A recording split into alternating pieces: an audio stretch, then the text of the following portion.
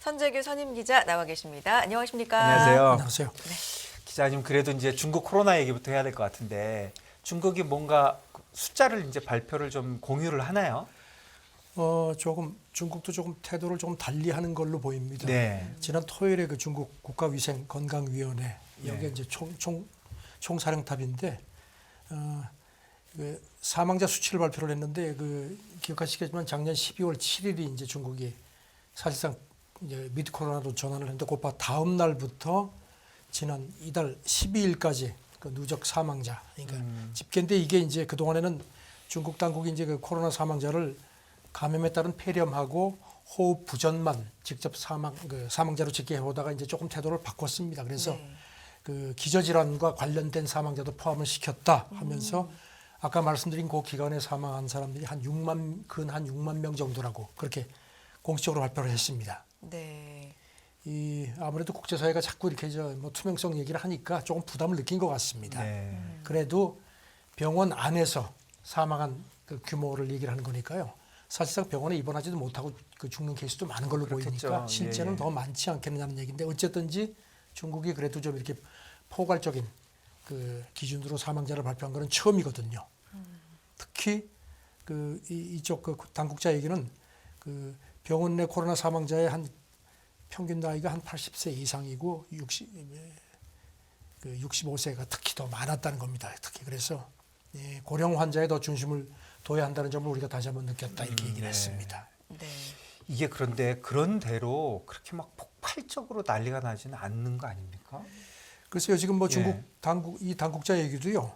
일단 입원자하고 중증자 네. 그 숫자로 보면은 정점을 찍고 나서 서서히 감소하는 추세라고 이렇게 그쪽에서 밝혔습니다. 그렇게 되어 있고 그러면서 이제 그 중증 환자 가운데 중국 당국 얘기가요. 심각한 기저질환자 비율이 한 93%인데 네. 기저질환이 없는 코로나 감염만으로 중증이 된 사람 비율은 77% 정도다. 네. 그래서 중증 환자에 대한 그 대응을 더 강화하려고 한다. 이렇게 설명을 했습니다. 네. 아무래도 절대적인 수치도 중요하지만 추세라는 게 좀 중요한데 그렇죠. 네. 이게 정점은 어쨌든 지나고 있다. 이렇게 하여튼 뭐 보는 중국이 겁니까? 어쨌든지 간에 그동안에 하고 그동안은 그야말로 깜깜이었는데 네. 이런 식으로 조금 좀 정보를 공개를 했다는 점은 좀 세계보건기구도 좀 평가를 하는 걸로 보입니다. 네. 이제는 그야말로 춘제가 관건이네요. 그렇죠. 그렇죠. 네. 네. 춘제 앞두고선 특히 이제 그 중증 네. 그리고 이제 고령자에 대한 그 의료 체계 대응 체계를 대폭 강화하는 걸로 그렇게 지금 중국이 움직이는 걸로 그렇게 보이고 있습니다. 네. 네. 계속해서 세계보건기구가 정보를 좀 투명하게 내놔라라고 요청을 많이 했었는데 정보를 줬단 말이죠. 반응이 어때요? 예, 세계보건기구 총장이 일단 환영을 했습니다. 네. 그리고 지난 토요일 날 그 중국 그 위생건강위원회 책임자하고 자기가 접촉을 했다. 네. 그러면서 이번에 그 공개한 정보가 그 여러 가지 상황을 이해하는 데도 훨씬 도움이 돼서 환영한다. 하지만 중국 쪽에 더 자세한 정보를 좀 달라고 요청을 했다고 덧붙였습니다. 계속해서 조금만 더 상세하게 달라 이런 건 예. 계속 요청이 되네요. 중국 뭐 신화통신도 네. 접촉했다고 확인하면서 네. 세계보건기구가 중국의 이런 노력을 높이 평가했다. 이걸 강조했습니다. 그리고 중국하고 세계보건기구가 이런 그 코로나 대유행 그 관련해서 기술적 교환 메커니즘을 구축했다는 것도 덧붙였고요. 변이에 대한 정보를 좀 더 달라라는 요청도 있었는데. 그렇죠. 중국은 자우당 그래도 우리가 아직보다는 자기들 주장은 미국보다는 낫다는 겁니다. 그 중국 질병통제센터가 이제 밝힌 걸 보면요, XBB하고 그 하위 변이가 34건밖에 검출이 안 됐다.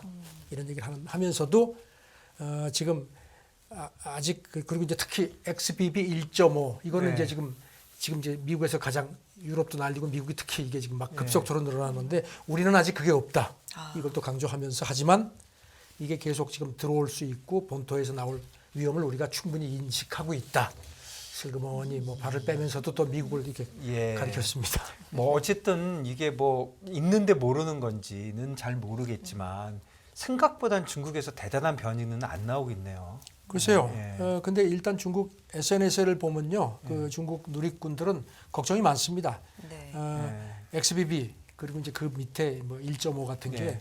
지금까지 중국에서 유행했던 여러 변이하고는 다르다. 그래서 이게 특히 감염력이 전파력이 특히 강하다. 그래서 이게 본격적으로 감염이 확산되면은 또 재감염 같은 새로운 파동이 오는 게 아니냐는 걱정들이 많습니다 지금. 그래서 그런지 중국 외교부 대변인이 지난주에 그 여기 대해서 질문이 나오니까 XBB 1.5 아직까지 중국에선 탐지되지 않았다. 미국이 지금 그 40% 이상 우세종인데 이 변이에 대한 정보를 제때 투명하게 공개해라. 오히려 이제 거꾸로 이제 역공을 가합니다. 네. 그렇네요. 중국 조금 다른 얘기하면 중국 정치적인 얘기도 좀 해주시죠.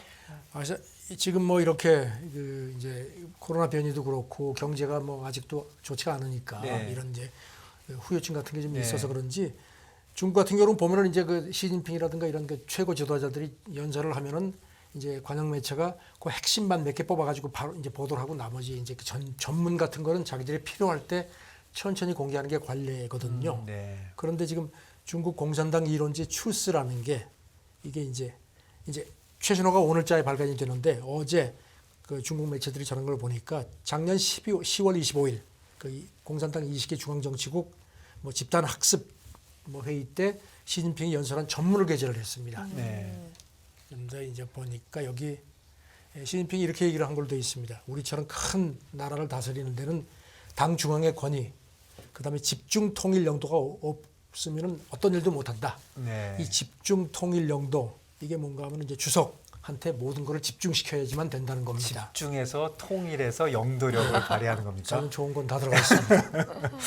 그리고 기억하시겠지만 그 작년 10월 그 이제 아까 말씀드린 대로 시진핑이 그 학습회의에서 연설할 당시만 해도 네. 그때 백지 시위 막 있고 좀 시끄러웠죠. 예. 그러니까 이제 그 당시에 이제 그런 걸 했었는데 그러면서 그 투쟁 정신을 발휘해서 각종 도전에 용감하게 맞서자 뭐 이런 것도 강조를 했고요. 백지 시위는 이제 조용해진 겁니까?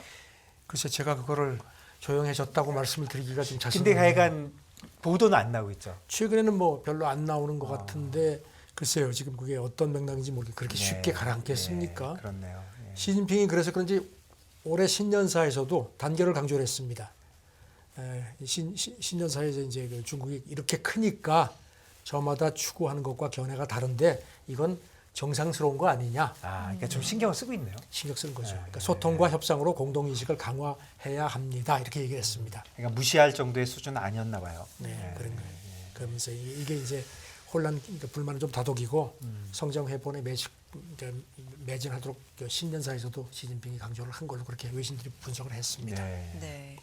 백지 시위가 어떻게 되는지 우리는 알 수는 없지만 어쨌든 그때 골자가 네. 좀 풀어달라. 너무나 코로나 정책을 막으니까. 최근 지금 여러 가지 네. 보면은 확실히 중국 최고 지도부가 그 백지 시위에 상당히 영향을 받은 그렇죠. 걸로 그렇네요. 보이는 조짐들이 예, 많지 예, 않습니까? 예, 네. 이번에 정보 공개한 것도 그렇고 예. 여러 가지가 그런 맥락으로 보입니다. 이게 전체적으로 볼 때 재정적으로도 좀 부양책이 확실하게 있을 걸로 보이네요. 지난번에도 제가 휴먼 라이츠 워치에서 그런 그 분석을 예, 예, 했다고 예, 말씀드렸지 예, 않습니까? 네. 어떤 그 권위주의 체제들이 작년에 유난히 그런 그 반정부라든가 이렇게 해서 조금 그 금이 가기 시작했다는 그런 표현을 드렸는데 아마 그런 맥락이 아닐까 싶습니다. 그러니까 시진핑이 작년에 그 3기인가요? 3년이요. 연임할 때 그때까지는 좀 강하게 하다가 네. 일단 장악이 되니까 장악되고 나서 이제 조금씩 풀고 예. 경제도 좀 그런 식으로 하고 뭐 그저께인가 뭐 지난 금요일 날인가 보니까 뭐 외국 기업들에 대해서도 많은 거를 뭐 이렇게 예. 잘 네. 전달하고 얘기를 듣겠다 뭐 이런 얘기도 했거든요.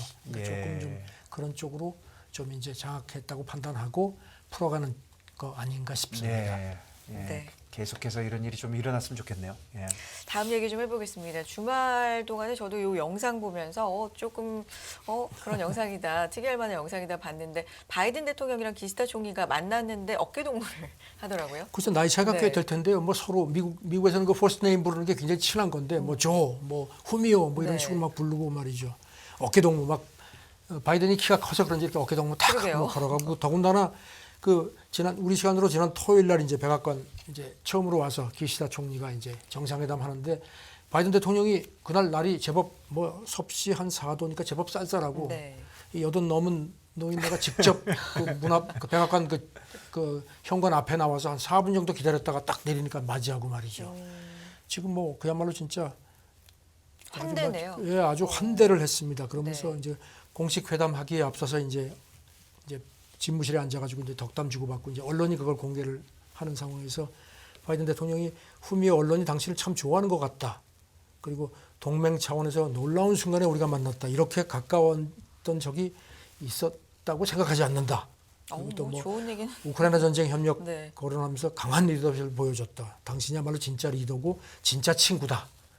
뭐 진짜 뭐 바이든 대통령이 아주 뭐 그냥 진짜 아주 확실하게 서비스를 했습니다. 그러게요. 그러니까 기시다 총리도 바이든 대통령을 줘.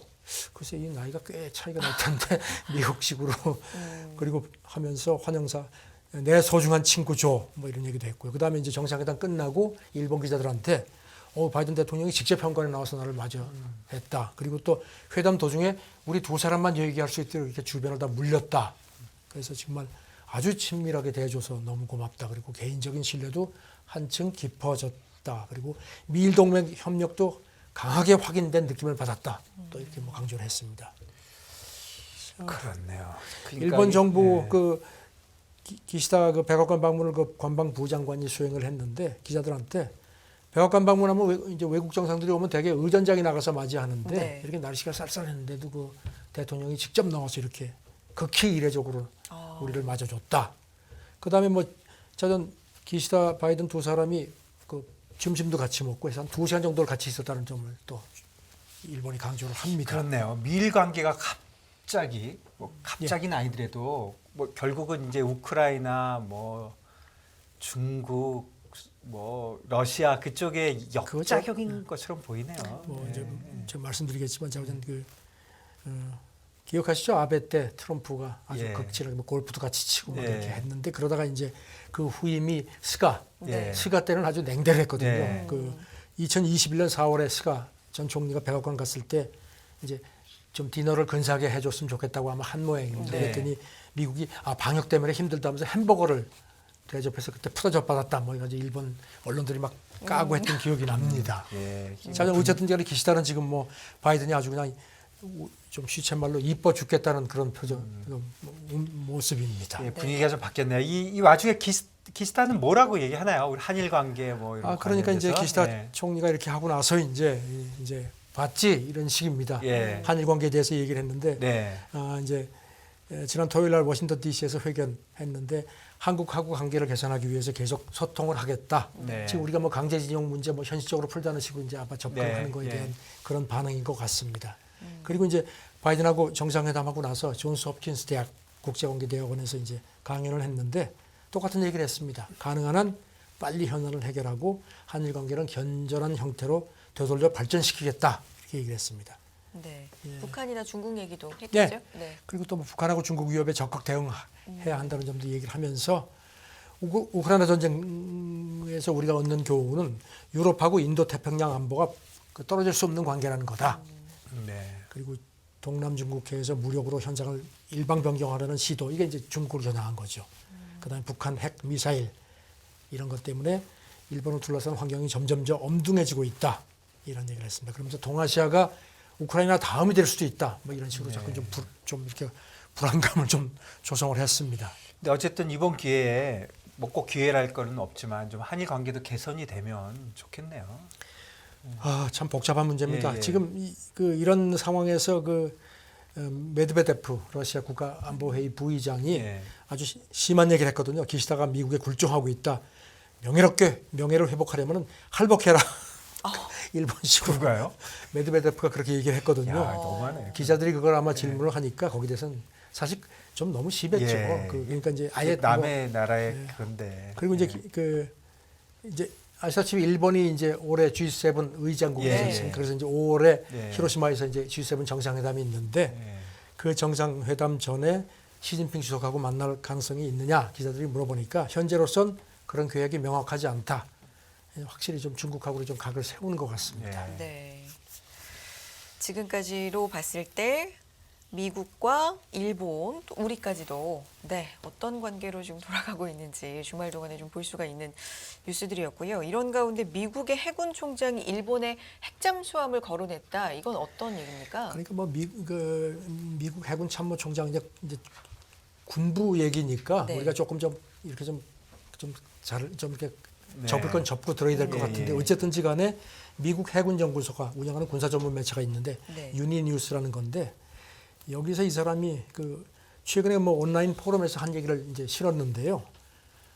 지금 호주에 그 오커스 만들면서 미국 영국이 핵 추진 잠수함 기술 줄 수 있게 주기로 했지 않습니까? 예, 그런 얘기 하시죠. 그걸 예. 상기시키면서 일본도 핵 잠수함 보유 뭐 할 수 있지 않겠느냐 이런 식으로 얘기를 했습니다. 그리고 거기다 또 한술 더 떠서 지금은 미국이 동해 항공모함 같은 동해에 가서 이제 북한 쪽을 행사를 이제 억지력 같은 걸 행사를 했는데 서해도 미군 함정이 참가하는 연합훈련이 가능하지 않겠느냐. 이게 서해는 얘기가 다르거든요. 중국 네. 바로 중국이, 코앞인데. 예, 그래서 이런 얘기를 했습니다. 그래서 지금 이게 물론 이제 미국 해군 참모총장 얘기인데, 예. 근데 이제 지금 아시다시피 호주의 핵잠수함 기술 중 그 당시 프랑스하고 디젤 잠수함 만들기로 계약했다가 깨버렸거든요. 그래서 네. 프랑스가 막 발끈하고 했는데 미국에서도 지금 아니고 호주의 핵잠수함 기술을 주는 게 돼? 뭐 이런 식의 근저가 있긴 있거든요. 네. 뭐 일본도 자우전 핵잠수함 보유 계획은 없다고 정부가 발표를 하지만 정계 쪽 보수파들은 아니야, 우리도 그런 거 필요하지 않겠느냐 이런 식으로 얘기를 계속 하는 상태거든요. 일본의 핵 얘기가 나오니까 이게 어떻게 되는 건지 잘 모르겠습니다. 저는 기시다는 계속 핵 없는 세상을 이번 G7. 예, 네. 히로시마 정상회담도 G7 정상회담도 하겠다고 하는데 네. 일단 이렇게 좀 뭔가 좀 역할 분담을 하는 거 아닌지. 이 미국 해군 참모총장은 여기다 또 이 서해로 함정이 진입하는 연합훈련 가능성을 내빈 데 대해서 서해가 뜨거운 쟁점인 건 자기도 안다. 따라서 미국 해군이 서해에서 만약에 훈련하게 된다면은 네. 특정 목적에 부합하게 정확한 메시지를 전달할 수 있어야 된다. 그러니까 중국에 대한 메시지를 확실히 주자는 겁니다. 이 사람 얘기는. 네. 그리고 이제 여기다 덧붙여서 한미일 안보 협력이 더는 사치가 아니라 필수다. 이거 이제 우리를 더 세게 밀겠다는 얘기거든요. 그러니까 미일이 딱 이렇게 안보 밀착하면서 거기다 이제 한국도 너희도 들어와라 하는 식의 압박이 더 거세질 것 같습니다. 우리와 일본과의 어떤 역사적인 관계는 그러니까 이 사람도 이 굉장하잖아요. 해군 참모총장도 네. 그 얘기를 했습니다. 네. 사실 해군 참모총장이 이런 얘기를 하면 좀 자기 어. 영역 바뀐데 한일 간에 여전히 역사적 문제가 존재하고 이게 계획된 훈련에 지장을 줄 수 있을 거다. 그래서 한국하고 일본이 이런 문제를 넘어설 수 있어야 하겠다. 뭐 이런 얘기도 했습니다. 그다음에 이제 일본의 방위비 증폭에 네. 증에 대해서 이 목표대로 유지하면 미국하고 중국의 뒤를 이을 거다. 그러니까 아시다시피 지금 올해 지금 일본이 작년보다 방위비가 4배 이상 늘어나죠. 맞습니다. 그러니까 엄청나게 늘어나고 네. 그다음에 이제 F-35 스텔스 전투기 그다음에 특히 토마호크 순항 미사일 이게 이제 적기지 공격력에 딱 걸리는 거거든요. 이런 첨단 무기도 한 14조 원어치를 그러니까 작년보다 한 4배 이상 미국에서 사올 계획인데 자우전 이게 미국하고 일본 간의 안보 협력이 이게 조금 좀 심상치 않은 국면입니다. 우리는 좀 셈법이 복잡하겠네요. 복잡하죠. 지금 예, 이 예. 미국 전문가들 얘기도요. 예. 이게 지금 그동안의 미일 동맹의 어떤에서의 일본의 역할이 이제 질적으로 변하는 것 같다는 네. 얘기를 합니다. 그동안에는 이제 이런 얘기 많이 들어봤죠. 미국은 창이고 네. 일본은 방패. 네. 후방에서 이제는 방패가 아니고 새끼창 역할을 하는 것 같다는 거고요. 그리고 또 어떤 미국 군사 전문가는 그동안에 일본은 미국의 방위와 관련해서 딱 자판기 같은 역할을 누르면 필요에 따라서 이렇게 근데 이제는 그게 아니라 본격적인 완전한 동맹 쪽으로 업그레이드를 하는 게 기시다가 이렇게 막 열심히 뛰는 것 같다. 그래서 어느 정도 그게 맥힌 것 같다. CNN은 오늘 새벽에 이렇게 분석을 했습니다. 일본이 바이든 외교 정책의 디딤돌이 됐다. 이런 변조인데 그리고 네. 근본적인 배경은 중국이다. 이런 식입니다. 그렇네요. 진짜 그렇죠. 말씀해 주신 대로 예전에는 최소한 방위에 관련돼서는 일본은 그렇죠. 자기 목소리를 별로 안 안 냈죠. 냈잖아요. 안 냈죠. 달라졌어요. 근데 이젠 달라졌네요. 예. 그래서 지금 그 미국 전문가들 얘기는 지금 이제 다음 달 이제 2월 초에 브링컨이 지금 중국 가도록 되어 네. 있죠. 그러니까 그 앞서서 분주히 외교 채널이 바빠질 거라는 겁니다. 일본하고 뭐 중국도 그렇고 뭐 한일 간의 외교 채널도 바빠질 것 같다. 그런데 바빠지는 건 좋은데 이게 지금 이게 우리는 참 중국하고도 아주 중간에 끼어 있는 상황인데 말이죠. 예, 이게 엄청 낑겼네요. 엄청 힘들었습니다. 엄청 힘들었어요. 북한 이러죠, 중국 그러지, 일본까지 저렇게 하니까 일본이 군사 대국이 되는 거는 뭐 미국과의 우리가 동맹이 있으니까 바로 옆에 또 대국이 생기면 네. 좋은 것 같기도 한데 또 한편으로 생각하면은 이게 일본이잖아요. 사실 윤석열 정부가 정신을 바짝 차려야 될 겁니다. 예, 지금 예, 뭐이 정도로 지금 미국하고 일본, 특히 일본이 또 어느 미국 언론은 그 기시다가 지금 국내 정치의 위기를 이런 식으로 대외적으로 이렇게 안보 쪽으로 해가지고 돌파를 하려는 것 같다. 뭐 그건 우리가 다 이미 알고 있는 거고요. 예. 그러니까 이런 여러 가지 지정학적이라든가 어떤 일본, 미국의 국내 상황 같은 걸 다 판단을 해서 네. 우리 외교에서 훨씬 더 균형을 잘 찾아야 될 것 같습니다. 예, 우리 네. 정부의 진짜 활약과 네. 좋은 대처를 기대합니다. 진짜 변화에 조금 더 민감하게 반응하면서 네. 진짜 세심한 외교 네. 정책이 좀 필요할 것 같다는 생각이 들고요. 다음은 우크라이나 얘기를 좀 해볼 텐데 영국이 우크라이나에 첫 지원을 했습니까? 예, 그동안에 뭐 여러 가지로 지원을 했는데 네. 이제 젤렌스키 우크라이나 대통령이 그동안에 서방에 대해서 좀 제대로 된 무기를 달라. 뭐 패트리어트 주고 했는데 이제 전차, 네. 장갑차도 있고 경전차도 있지만 그거 말고 진짜로 전쟁하는 주력 전차. 근데 그건 아직까지 안 주었거든요. 네. 브래들리 같은 거 미국이 주기로 한 것도 그것도 그 주력 전차는 공격용 전차는 아니고 이제 어떤 좀 그거보다 한 단계 낮은 건데 영국 순핵 총리가 젤렌스키하고 지난 토요일 통화하고 나서 영국 총리실에서 영국이 지금 주력 전차가 챌린저 2라는 거거든요. 그거 주겠다. 처음에 몇 대나 주느냐 뭐 얘기 안 하다가 나중에 영국 총리실에서 14대. 근데 사실 14대가 물론 숫자는 적지만 의미가 크거든요. 네. 그리고 또 BBC 보도는 영국이 이렇게 주면 이제 독일이라든가 다른 서방 국가들도 동참을 하지 않겠느냐 뭐 그런 걸로 분석을 합니다. 이게 전쟁이 끝나기는커녕 계속 그러네요. 그러니까 네. 지금 뭐 이렇게 지금 이제 겨울철이니까 조금 좀 약간 좀 소강기인데 네. 이렇게 빨리 주고 좀 훈련시키고 이래가지고 뭐 좀 장기전에 대비를 하려는 거 아니냐 싶은데 어쨌든지 러시아는 또 지난 토요일에 또 대폭 또 그 키이우 비롯해서 또 미사일 공격을 했거든요. 네. 미사일 공격하고 하는데 지금 아이고 자원전 전쟁이 좀 이 장기전으로 갈 것 같은 그런 느낌을 자꾸 주는데 글쎄요 좀 걱정스럽습니다. 이렇게 네. 우크라이나 전력이 늘어나서 이렇게 전쟁 억지력이 되는 방향으로 갈 수도 있지만 실제로 그 무기로 그냥 진짜 대놓고 싸울 수도 있는 거잖아요. 그래서 뭐 자기들은 뭐 우크라이나는 절대로 본토 공격은 안 한다고 하는데 예. 전쟁이라는 게 자기 마음대로 되나요? 예, 그래서 그러니까 지금 뭐 어떻게 보면은 뭐 극적인 기싸움하는 그런 국면일 수도 있고요. 네. 그야말로 근데 어쨌든지간에 지금으로서는 좀 상황이 좋지가 않습니다. 지금 전쟁 상황은 어떻게 되고 있는 거예요? 뭐 키이우라든지. 지금 보니까 무슨 네. 뭐 동부 전선에서 계속 뭐 치고받고 하는 식인데 지금 뭐 계속 그러니까 전선이 이렇게 교착돼 있다고 하나요? 그런 걸로 보입니다. 네. 알겠습니다. 다양한 우크라이나 국제 뉴스. 예, 뭐 끝이 없네요. 예. 빨리 종전되기만 해. 네. 네. 이런 얘기를 하는 날이 안 오기를 저희도 계속 이런 얘기를 드리니까. 네. 네. 선재규 선임 기자와 함께했습니다. 고맙습니다. 네, 감사합니다. 네.